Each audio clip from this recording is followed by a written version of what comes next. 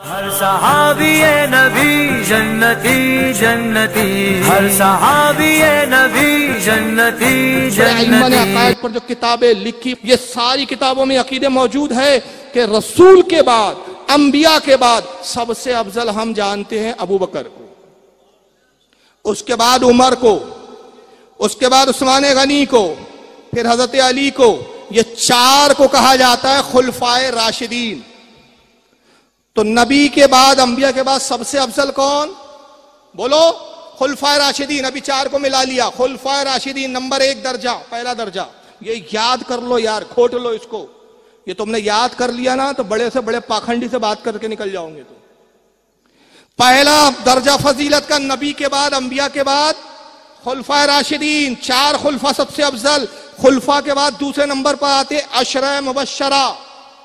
वो 10 सहाबा को हम मानते फजीलत में खुलफा के बाद, जिनको रसूलुल्लाह ने दुनिया में ही जन्नत की बशारत दे दी। जिसमें 4 खुलफा है। हजरत अबू उबैदा इब्न जर्राह है, साद इब्न अबी वक्कास है, हजरत जैद है, और इस तरह से कुछ सहाबा है। तो ऐसे 10 कुल सहाबा है, 10 जन्नती सहाबा। ये खुलफा के बाद दूसरा दर्जा। तीसरे दर्जे पे हम फजीलत में मानते हैं अहले बद्र, असहाबे अहले बद्र। वो 313 सहाबा जो बद्र की जंग में शरीक हुए, उस वक्त इस्लाम का साथ दिया जब इस्लाम को कोई पुरसाने हाल नहीं था। और नबी की दुआ ने बताया इन 313 की अहमियत कि ए परवरदिगार, अगर आज ये 313 खत्म हो गए, कयामत तक दुनिया में तेरा नाम लेने वाला कोई नहीं बचेगा।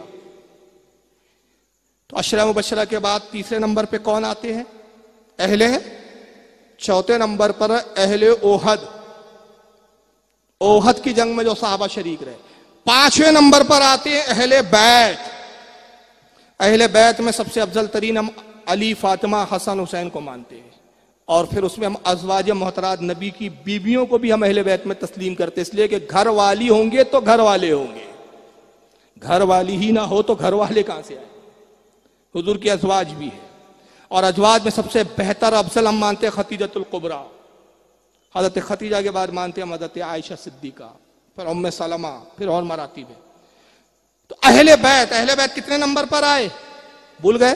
5वें नंबर पर अहले बैत। 6ठे नंबर पर हम मानते हैं असहाबे अव्वलीन, वो सहाबा जो मक्के में ईमान लाए सबसे पहले, 6ठा नंबर। 7वें नंबर में हम फजीलत में लाते हैं असहाबे महाजरीन, वो मक्के के सहाबा जो हिजरत करके मदीना गए।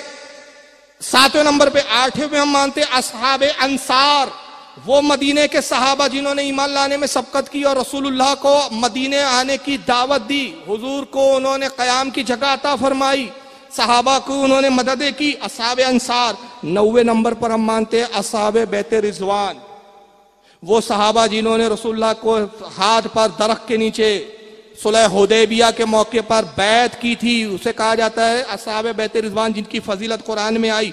और 10वें नंबर पर फिर आते तमाम सहाबा। ये 10 दर्जे।